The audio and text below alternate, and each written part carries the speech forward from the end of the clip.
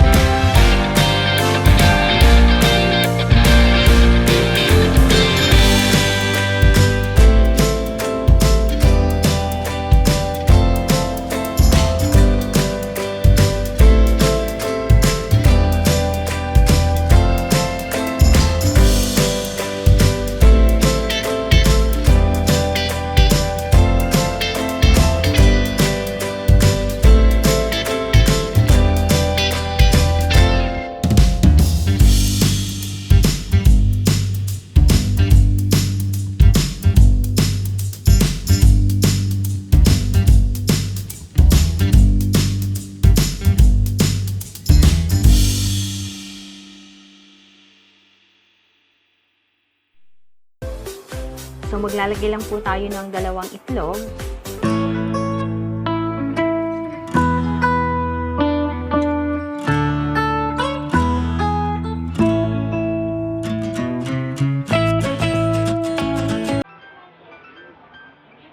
Then, maglagay po tayo ng 1 1/2 cups of water.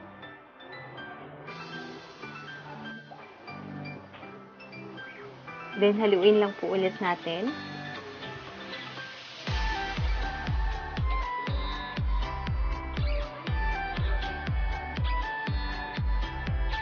Mag-a-add po tayo dito ng all-purpose flour. Gradually po yung paglalagay po natin ng all-purpose flour habang hinahalo po natin siya.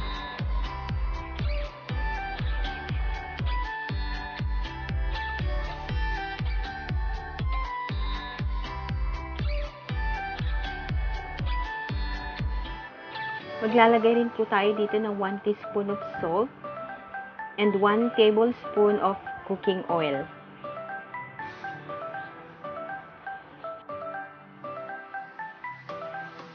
So, i-mix lang po natin and then after po nito is sasalain po natin yung ating mixture para sigurado po na wala pong matitira ng mga particles sa ating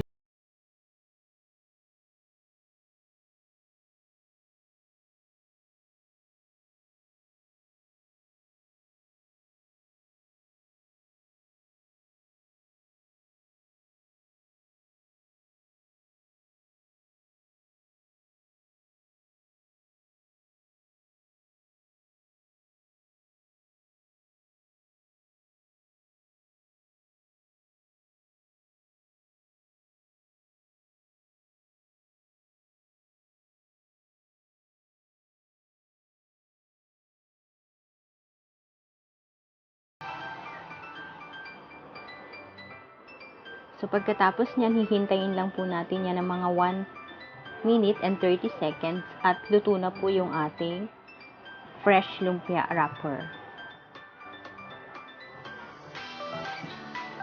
Uulitin lang po natin yung procedure natin.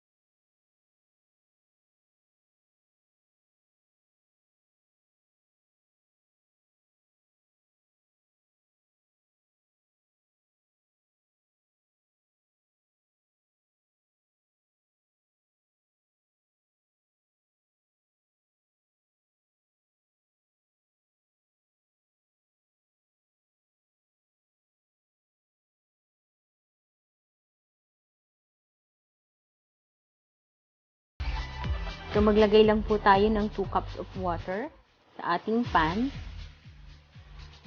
And then, 1/2 cup ng sugar. Haluin lang po natin ito. Mix natin hanggang sa ma-dissolve po yung sugar. And then, maglagay na rin po tayo ng cornstarch.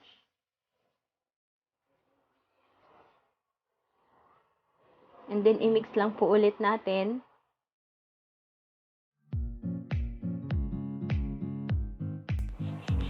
Maglalagay rin po tayo dito ng 2 tablespoons of soy sauce.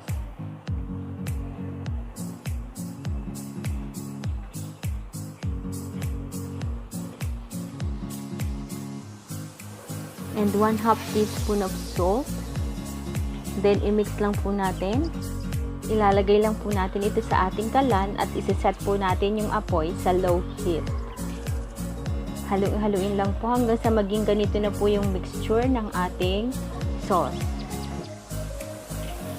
Eto na po yung ating fresh lumpia with fresh lumpia wrapper. Lagay na po natin yung ating sauce.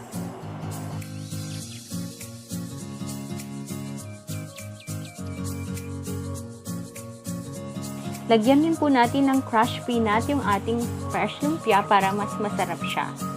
So, eto na yung ating fresh lumpia. I hope nag-enjoy po kayo sa panonood at sana nagustuhan nyo po ang recipe natin today.